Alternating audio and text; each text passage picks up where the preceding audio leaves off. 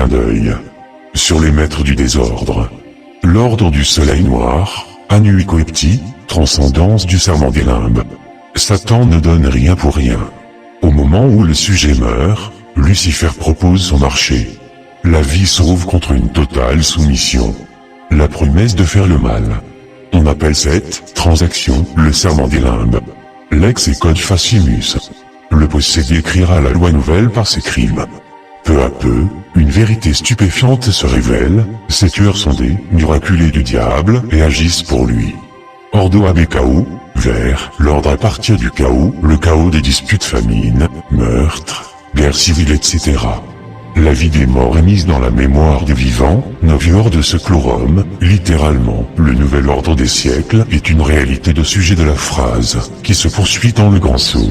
Leur devise, la vie des morts est mise dans la mémoire des vivants, grande réinitialisation. Du Great Reset, vous ne posséderez rien et vous serez heureux, même pas vos droits parentaux pour vos enfants. Vous servirez Lucifer sans le savoir. Dans les prochains jours, vous serez témoin de l'objectif des gouvernements, faire intervenir l'ONU sur le logo de l'ONU, les 33 parcelles du globe des Nations Unies et les 33 pierres de la pyramide représentent les 33 degrés du rite écossais des francs-maçons. NATO, OTAN, lors du congrès des francs-maçons du 28 au 30 juin 1917 à Paris, ceux-ci décidèrent de principes directeurs qui furent aussitôt votés. Ce fut l'heure de naissance de la Société des Nations, qui vit le jour en 1919 à Genève. Les Nations Unies naquirent de cette Société des Nations en 1945 à San Francisco. La fin de la guerre prépara la voie pour la création de l'ONU en 1945, dont le siège principal se trouvait sur un terrain donné par Rockefeller à New York. Parmi les membres fondateurs de l'ONU, 47 au moins faisaient partie du CFR. Le logo de l'ONU représente la Terre depuis l'étoile polaire, il y a donc un lien avec le cycle de la précession des équinoxes et l'axe de la Terre, notre horloge avec l'aiguille de la grande ours, 7, et le lapin blanc, les glaces. Cette institution créée par les Illuminati représente l'union des loges et des temples du monde où doivent se réunir toutes les nations. Ainsi qu'il est écrit dans l'article 4 de Machiavel qui a été mentionné dans la préface, ses fondateurs furent les instigateurs des guerres menées durant ces 2 derniers siècles. Quelle ironie du sort de voir, de nos jours, les hommes de toutes les nations demandaient aux Nations Unies d'aplanir les problèmes, d'arbitrer les guerres et d'y mettre fin, ou de les organiser pour le chaos. Pour les peuples, l'ONU est l'ami sur lequel ils peuvent compter pour qu'ils prennent les choses en main. Lors de sa fondation, au moins 47 personnes, parmi les délégués américains présents, étaient membres du CFR, dont David Rockefeller. Il saute aux yeux que l'emblème de l'ONU est un symbole franc-maçonnique. Je vais le décrire ici en le comparant au sceau d'État américain franc-maçonnique. Le globe des Nations Unies est la forme circulaire du sceau de l'État américain avec l'inscription Anu Coepti, notre entreprise, en fait, notre conjuration, est couronnée de succès et en dessous, Novior de Seclorum, nouvel ordre mondial, montre le but poursuivi, celui d'une hégémonie mondiale. Les 33 parcelles du globe des Nations Unies et les 33 pierres de la pyramide représentent les 33 degrés du rite écossais des francs-maçons. L'emblème des Nations Unies a été approuvé le 7 décembre 1946. Le dessin symbolise une carte du monde figurée en projection azimutale équidistante, le pôle nord servant de centre. Autour de la carte, une couronne de branches d'olivier stylisées croisées, le tout en or sur champ gris-bleu, les mers en blanc. La projection de la carte s'étend jusqu'au 60e degré de latitude sud, et comprend 5 cercles concentriques, rapport de la 6e commission, Asselage 204. Les branches de l'olivier symbolisent la paix. La carte du monde démarque les régions d'intérêt des Nations Unies dans la poursuite de leur objectif premier, assurer la paix et la sécurité.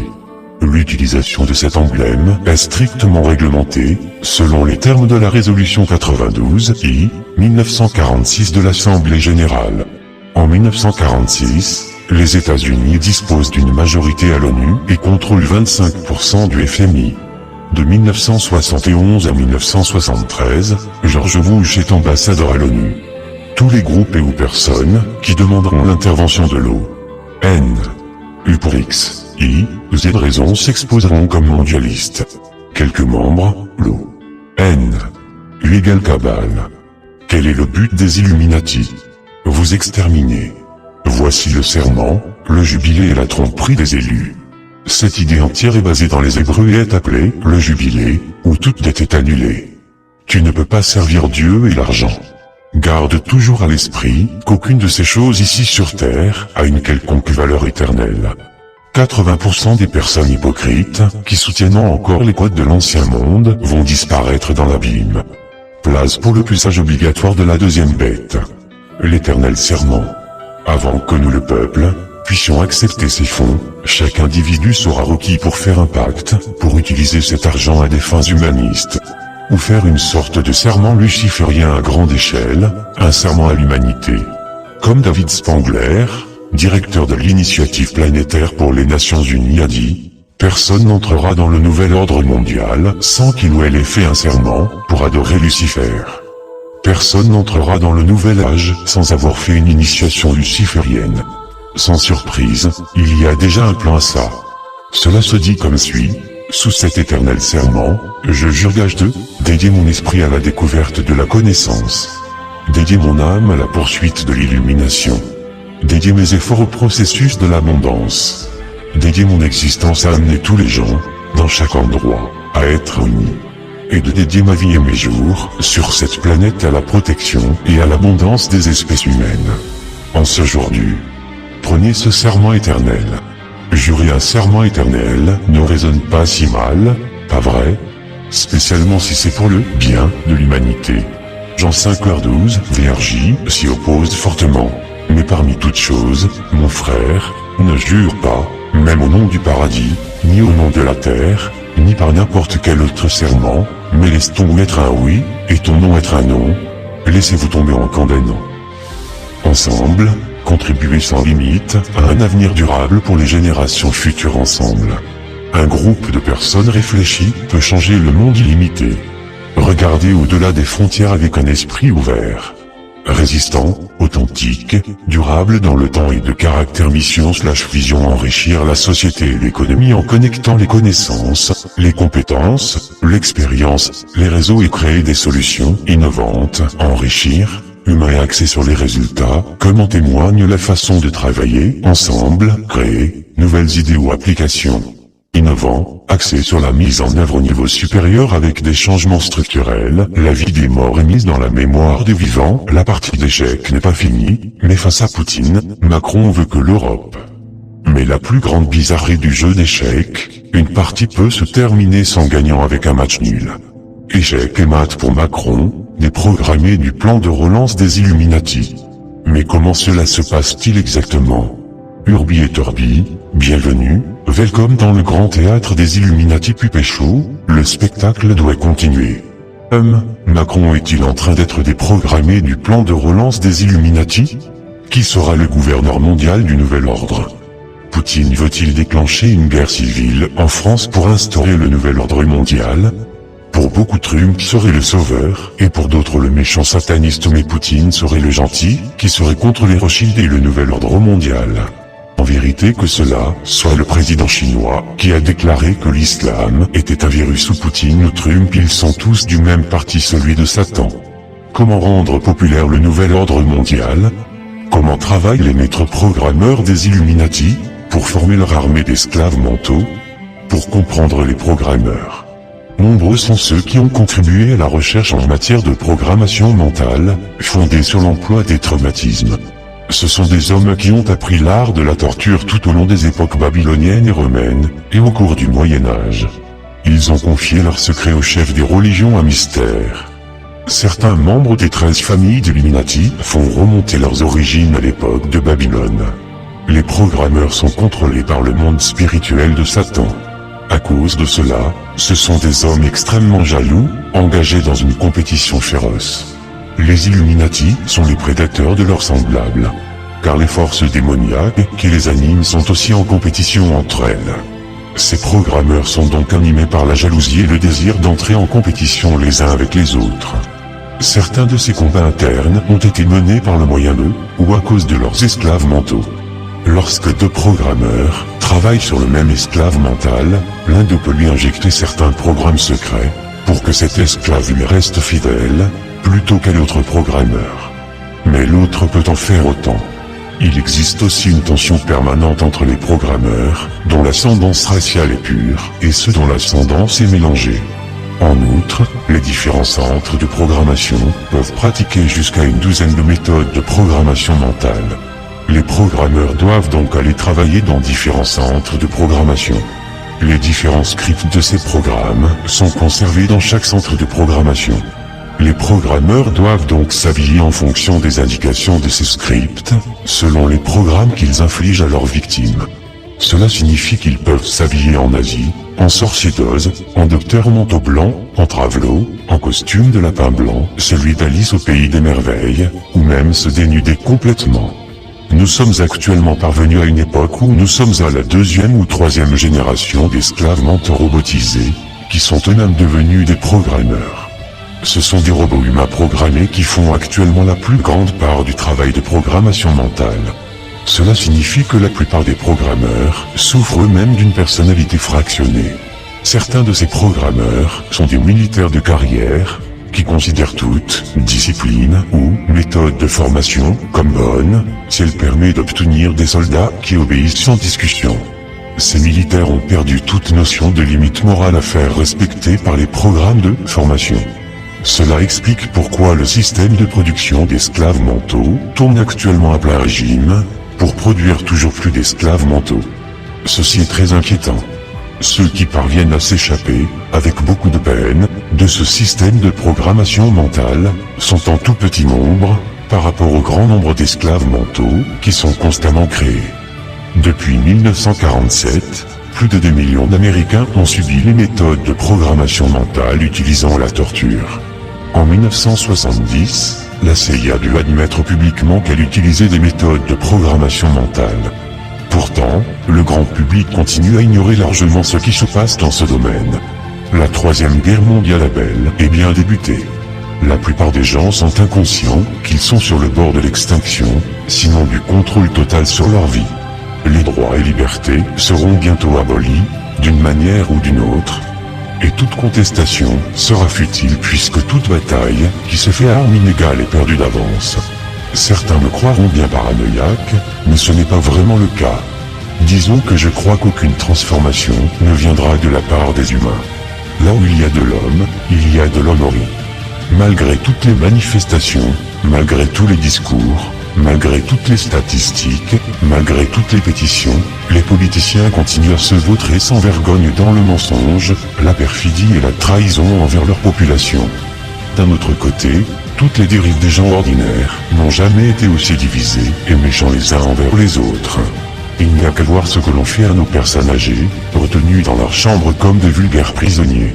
Il n'y a qu'à voir comment certains individus peuvent devenir très agressifs et menaçants contre ceux qui osent contredire leur vision étroite et leur certitude.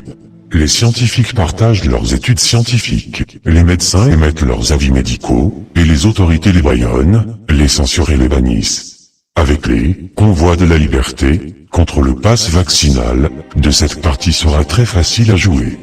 De révélation en révélation, les réseaux pédocriminels occidentaux seront démantelés.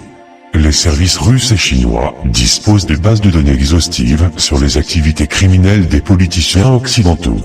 Or, si l'on s'en tient à l'importance sacrée de l'enfance dans l'inconscient collectif slave, la peine de mort sera rétablie pour ces crimes. La manipulation mentale traumatique sera remplacée par une manipulation harmonique et psychotronique des masses non douloureuses et bien plus efficace. Le pôle sino-russe révélera au monde l'existence de technologies non polluantes et surnuméraires, qui seront diffusées à l'échelle planétaire. Pour en bénéficier, il faudra se soumettre à l'implantation d'une puce, sans laquelle, cette technologie sera inopérante. S'ensuivront d'innombrables procès publics de la classe politique occidentale pour crimes contre l'humanité. La vieille caste politique sera éradiquée afin de couvrir les vrais donneurs d'ordre du nom restés aux manettes dans l'ombre. Quant à la dite dissidence actuelle, elle applaudira dès demain l'événement du nouvel ordre mondial, sans même comprendre qu'il se met en place sous ses yeux. Elle aura avalé la gaule et l'hameçon sans même s'en rendre compte. C'est Satan qui, œuvrant au travers de satanistes secrets comme Karl Marx, a créé le communisme.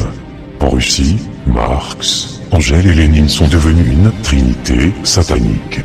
La représentation commune de ces trois personnages a longtemps été répandue dans toute la Russie. Lénine fut transformé en un véritable Christ communiste. Les médias occidentaux n'ont pas réellement expliqué de quelle manière ces trois hommes ont été exaltés comme une véritable trinité par la propagande de l'État communiste. Si je mentionne tout cela, c'est pour expliquer que ces hommes n'ont été que des manifestations partielles de l'Antichrist, comme le sera aussi le faux prophète. Tous ceux qui veulent comprendre de quelle manière l'Antichrist agira en public doivent étudier Machiavel, Hitler, Antiochus Épiphane, Lénine, et d'autres manifestations partielles de l'Antichrist, comme les divers papes. La plupart des réformateurs, comme les premiers puritains américains, considéraient le pape comme l'Antichrist. De nombreux papes ont été des bons exemples de l'Antichrist. Nous sommes face à un régime mondial de 36 superloges associés à un maillage bancaire intégré à l'échelle internationale. Ce système est piloté par le Comité des 13, sorte d'assemblée supranationale décidant du sort des peuples et des nations.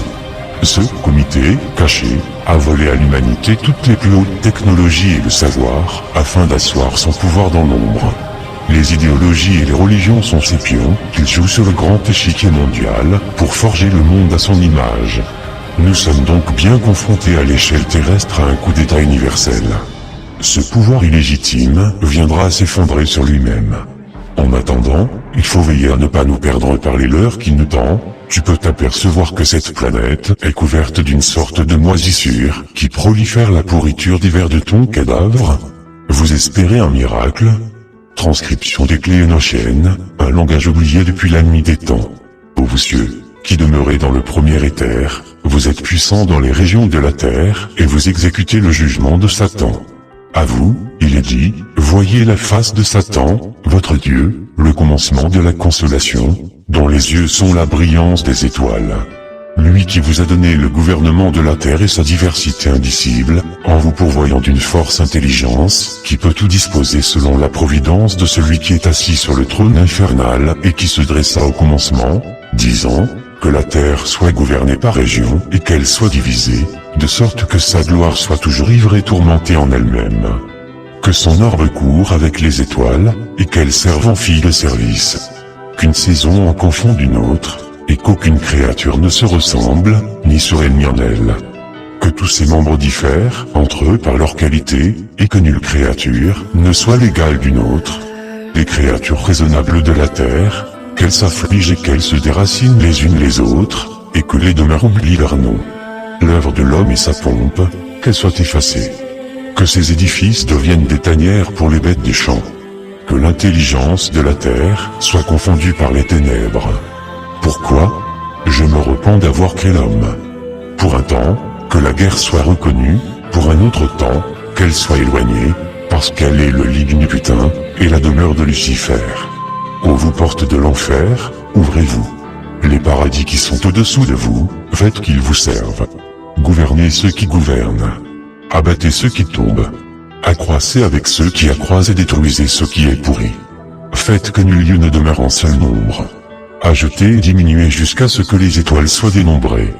Dressez-vous, venez, et apparaissez devant l'alliance de sa bouche, qui nous a juré en sa justice. Ouvrez les mystères de votre création et faites que nous participons à la sagesse immaculée.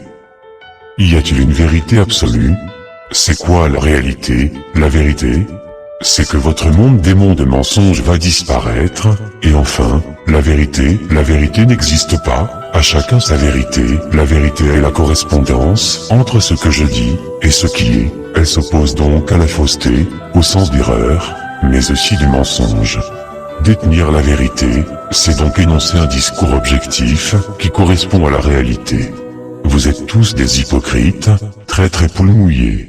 Ils nous ont muselés, apeurés, asphyxiés, robotisés, désensibilisés.